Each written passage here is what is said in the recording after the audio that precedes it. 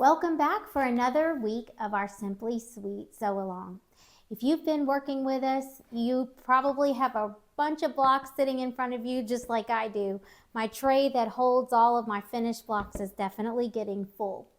So just to recap, we started out with our mini magnolia blooms, and this is still my favorite block. It's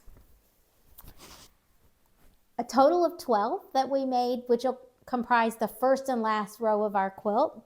So these were a lot of fun. After that, we did a row of our house blocks. We should have a total of 6 of these. And again, these were pretty fun, fast, easy, pretty much just straight seams with squares and rectangles. Not hard at all. Last week, we focused on another row of flowers. This time it was our tulips. So you may still be finishing these up. This was a lot of fun though as well. So now that we've made a couple rows of flowers and we've made our houses, we're going to shift to something a little bit more traditional for the next 2 weeks. And we'll be making stars. This week we're working on the Sawtooth star. The Sawtooth star is basically a square and a square. So you can see right here in the center, there's my square and a square. And then surrounded by that is our flying geese. You have a total of 4 flying geese. Really all of that, whether it's the square and a square or the flying geese, really all of that is a stitch and flip. It's just basically those folded corners repeated over and over and over. So that's what we're going to be doing today. That'll be a total of 6 Sawtooth stars. So we'll work on that. And then surrounded by that, we have our squares that make up our background. And then we finish out with the rim. And again, the exact dimensions of all the pieces that you're going to need, it's in the Simply Sweet pattern. If you're just getting started with this, that Simply Sweet pattern is available. It's by Chelsi Stratton, and it's available from her Etsy shop. And there is, on the first video, I believe we included in the description a link. And also you can check it out on our Facebook site, Quilts Bloom at Dawn, and we have a link to that as well. So we are going to go ahead and get started with our Sawtooth stars. To make our Sawtooth star, we're going to start with our square and a square. So I've got my larger center square right here, and I'll go ahead and begin with the folded corners in the top right and the bottom left. And I'm doing that because I'll end up needing to press before I do the top left and bottom right. So I'm going to go ahead and do that. And again, the directions would tell you to draw a diagonal line and then sew your seam 1/4 inch from that drawn line. However, I love this tool. I mention it every week, and I honestly keep finding more uses for it. I use it just about every quilt I make now. So it basically eliminates the step of having to draw that line. You basically align, and I'm going to demonstrate this again. So you basically, on this solid black line here, you're going to align that with the bottom of the square that you've put on top of your bottom square. Okay, so right here. So if you look, it's aligned carefully. And again, I made sure my square is perfectly even, or as perfect as I can get it. I can probably do better. Okay. All right, so I've got it right where I need it. And where that line meets, it intersects right here. Or actually, it's a perpendicular line right here. So I know it's aligned properly. And then I basically just cut. And that is it. Now, I could go ahead and pin this right here, but because my sewing machine's just right here and I really feel like I can hold it just as easily as if I pinned it, I'm not going to pin this. If I felt like the quality of it was not coming out, I would definitely pin. But do whatever is going to work better for you. So I'll go ahead and get this set up so you can watch me actually sew the seam at the machine. I'm at my machine now, and one thing I wanted to mention is I do have my machine set to a 1/4 inch seam. My stitch length is, I usually do 2 is what I typically do for my stitch length. And my machine, basically, I love this. It's a 1/4 inch, and I use the AccuFeed that comes with this machine. I love my machine. It's a Janome 8200 QCP. It's, I believe, the actual number for it. Love it. Absolutely love this sewing machine. So I pretty much use this AccuFeed that comes with this machine on just about every quilt that I make. I love it. I call it my little training wheels. The little bumpers make it so you know you're getting a good 1/4 inch seam. If you don't have a foot that has that little bumper, I recommend you try it. See if you can find one. A lot of 1/4 inch seams have that. Okay, so I've got my folded corner that we already cut. Here it is. And I'm just double checking to make sure, again, it's aligned nicely. I could pin it, but I truly feel like I can hold it just as well. All right.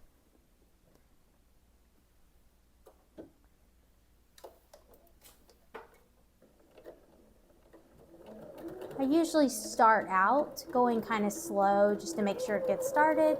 If I'm doing straight seams, I'm flying. But with something like this, I want to make sure I'm getting that accuracy. And that's it. It's a nice, it looks like it's about as close as I can get it.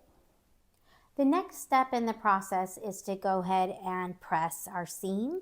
So I'm going to go ahead and set the seam first. Just helps it to lay a little bit better.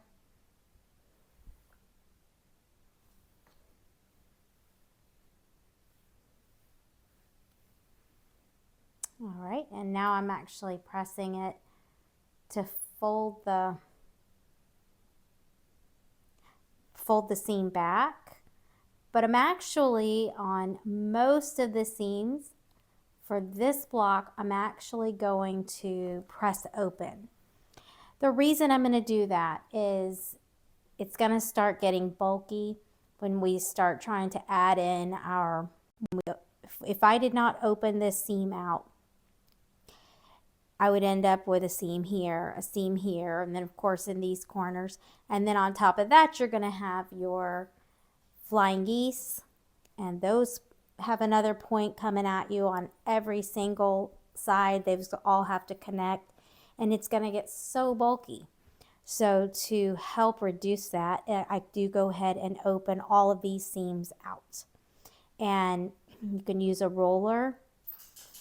I usually, for something like this, I can just press it with the iron and it opens up nicely. So I usually go ahead and start out by pressing it with the, folding it just to get that nice seam pressed, and then I go back a second time and press it with the seam open.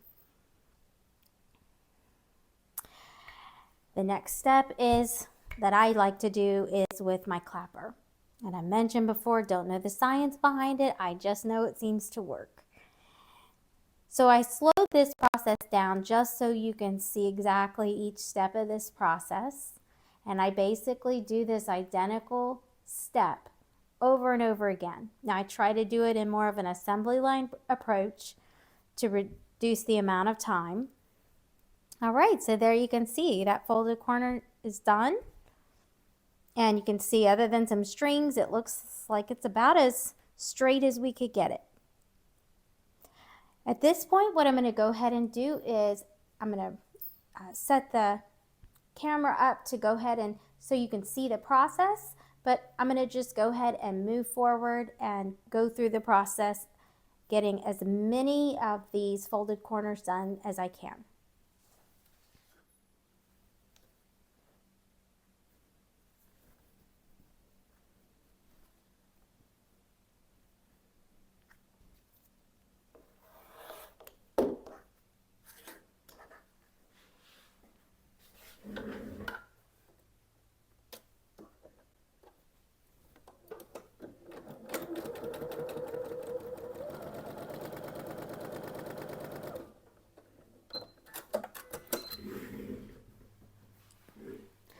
going to go ahead at this point and start the flying geese. It's the same thing, the folded corners. I'm going to start with the right side. So I'm just going to align my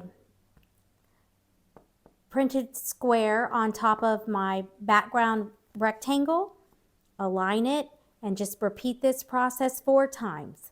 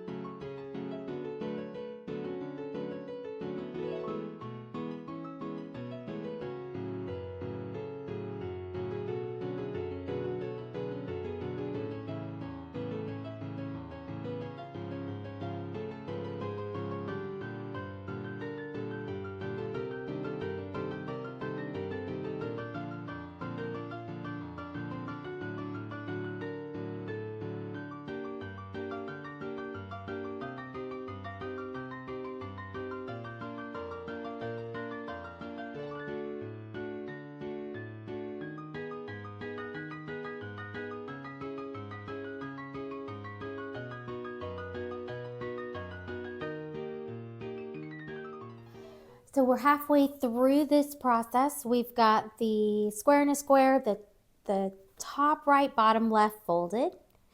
I'm now going to go ahead and do the same thing to the top left, bottom right.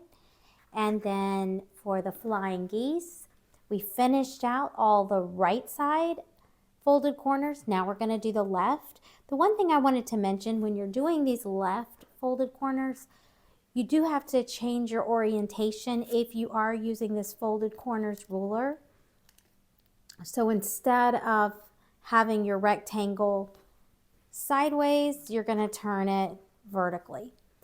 And that way when you go to cut, it's going to cut right here, and so it'll fold back correctly. So you just always want to make sure whenever you're using this tool, just double check your orientation. Otherwise, you'll do what I've done, which is to cut the wrong way. All right, well, I'm going to go ahead and get as far as I can on these, and then we'll take a look once I finish this up.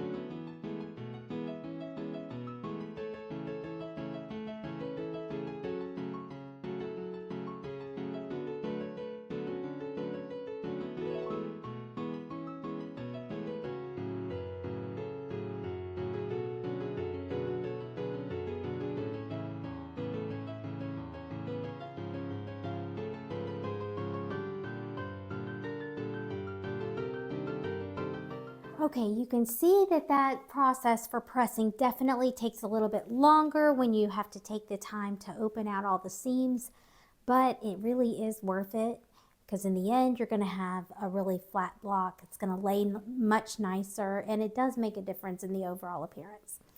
All right, I'm ready to go ahead, and I like to go ahead and just trim up all of this, get all these. Really, I'm just cutting the strings off. So that's what I'm doing now, and then we'll be ready to go ahead and start putting the rows of our block together with our background. Okay, I've trimmed up all of my pieces. Like I said, all I'm really doing is just getting those loose strings off. Some of those short strings, I just like them to be a little bit cleaner. So I've gone on ahead and laid out my star with my 4 background squares. So we've got our square in the square now in the center, our 4 flying geese, and then flanked on each corner, we have our background squares. At this point, I'm going to go ahead and begin the assembly process for each row. So I'll just basically do an chain piecing all these 3 pieces together, and then I'll take it out and immediately attach this last section to it. One thing you may want to just double check, it's so easy, and this is where I usually make my mistakes. Matter of fact, I started to do it. I had this one turned this way. So you just really want to make sure that you want to get your orientation right on all the pieces of your block so it actually looks the way it's supposed to look. I've had finished quilts where I look at it, or I'm literally show and tell showing something, and the block that's when I discover that I've done it wrong. So by taking that extra step, and I'm trying to teach myself that step, pay attention to what I'm doing, do a double glance, and make sure all the pieces are laying the correct way before you actually start seaming. All right, so I'm going to go ahead and get this going, and we'll check back in a couple minutes. As I was seaming these, I wanted to I've mentioned this polka pin method, but I wanted to show you a little bit more closely what that exactly means. So on this piece right here, when I go to attach this to this, align it like this, and then in that center spot, now you've got the point of this flying geese and the point of this square and a square that need to match up. If it doesn't, you will see it. So when you say a polka pin, and I believe Kimberly Jolly says that on that quarter shop, that's where I learned it. And when you poke this pin in right there at the center of that seam, again, it's right at the 1/4 inch in, so you could mark it if you need to, but it should come out, when I press this in, it should come out the same spot on the other side.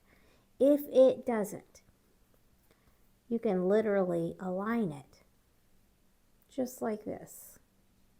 I'm going to poke it in. I know where it needs to go. So I want it to go right into that point. So those two are going to line up. So there, my pin is now aligned. And it's right where it needs to be. If you look on this end, it's going to match up on this seam. This seam's going to match up. So I know I'm right where I could pin these as well. I don't feel like I need to because it's such a small piece. But I just wanted to show that a little bit more closely, so when we're talking about poking a pin, you could see exactly what that looks like. And taking the extra time to get that point just right, you'll be glad you did in the end. You're going to end up with a block that's much more precise.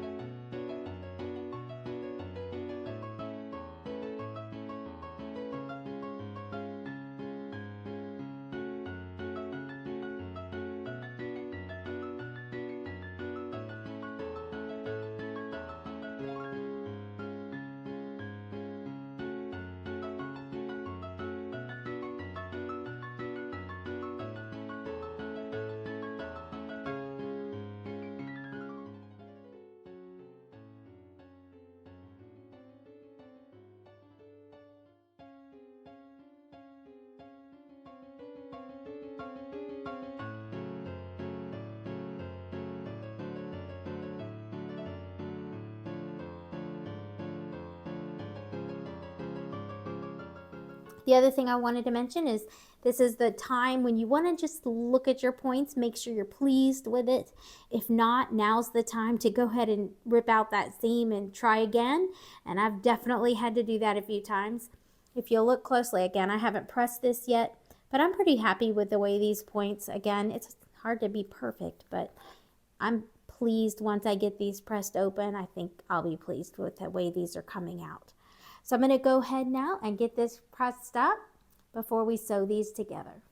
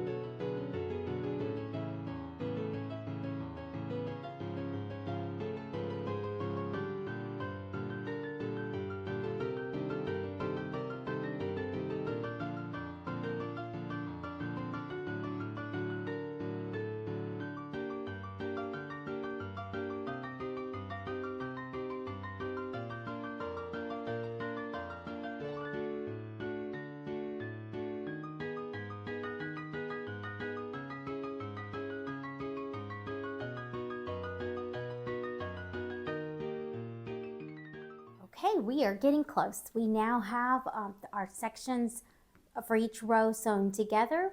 It's time to go ahead and attach the sawtooth star together, all three sections.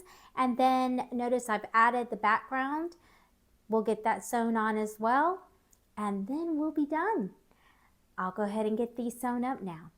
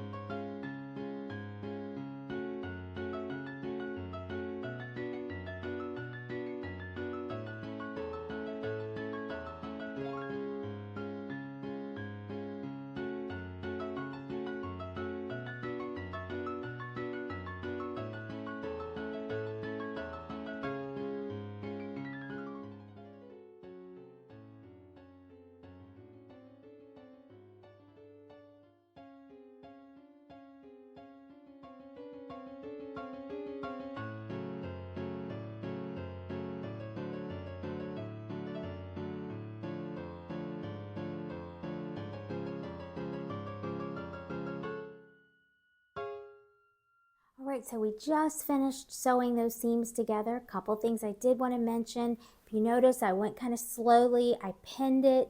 Not only did I pin it where the polka pin, which you can see, those should be aligned pretty closely, but also where these seams come together, I lined those up so that they'll lay nicely as well.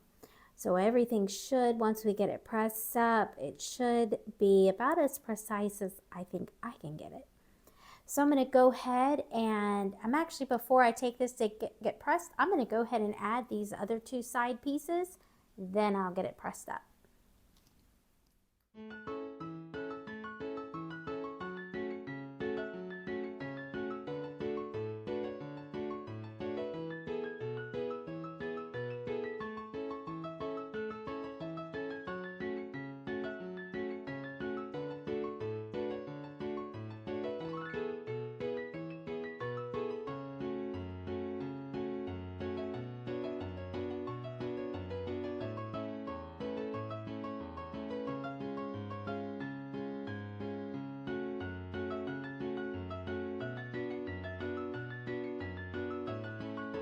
All right, I'm ready to go ahead and press these seams open. Now I'm going to go ahead and this one, I'll set the seam, fold it back, then I will press it open, and that'll be on either side. Again, if you could feel it, you'd know it's pretty bulky. Now when I get to this background strip here, that I'm not going to have to fold open, press the seam open, I'll just be able to fold it back. So I'm going to go ahead and get that pressed up now.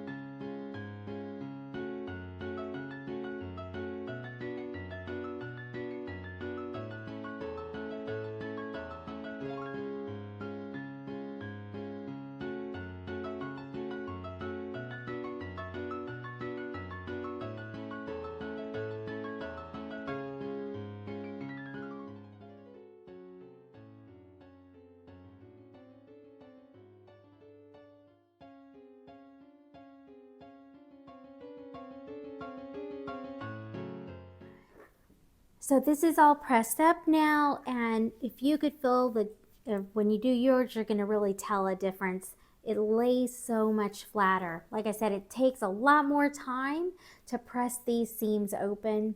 You can see how long that took, but what a difference it makes when you turn it over, and you can feel the difference. Otherwise, we would have just these big, bulky little points all over that would not be comfortable.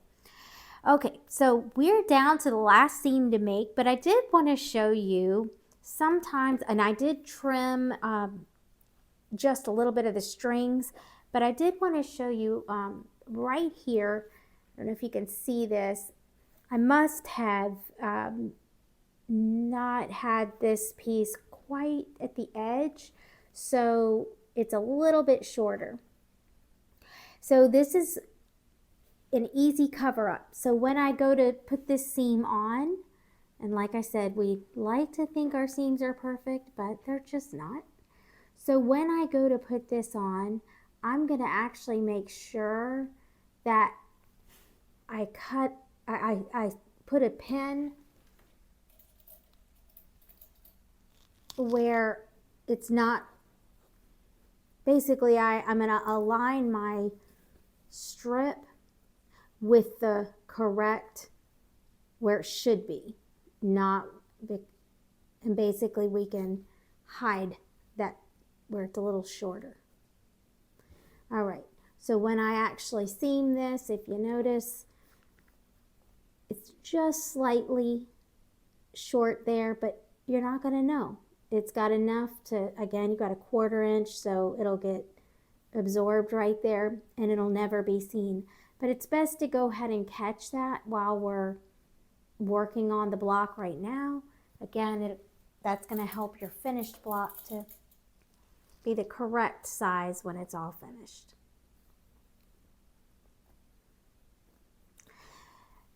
All right, I'm going to go ahead and press these up. Oh, excuse me, I'm going to go ahead and do these seams, and press this up, and we will be done. I did decide to go ahead and pin this all the way down just to get that very straight. And like I said, with these flying geese, you do still have a couple more points here that we need to make sure that gets sewn right on those seams. So I'm going to go ahead now. This is going to make it a lot easier.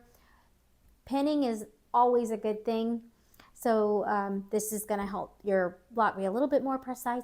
So I'm going to go ahead and get this sewn up and pressed, and we'll take a final look.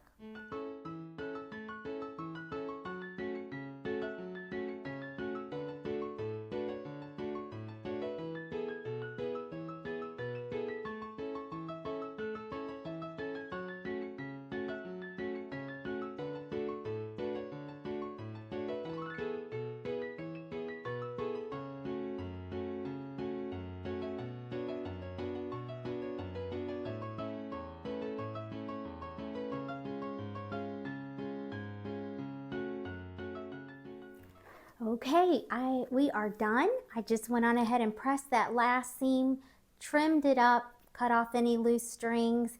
I measured it, and the block came out just perfectly. So again, if you look closely, some of my points aren't exactly as precise as they could be, but it's the best that I can do. And by just doing those little extra steps that we did along the way, the polka pin, making sure we pin it, the way that we put the fabric into when you're sewing it, the way you press it and folding the seams open, all of those things really make a big difference to your final block and help it to just get that finished look that you're really wanting to.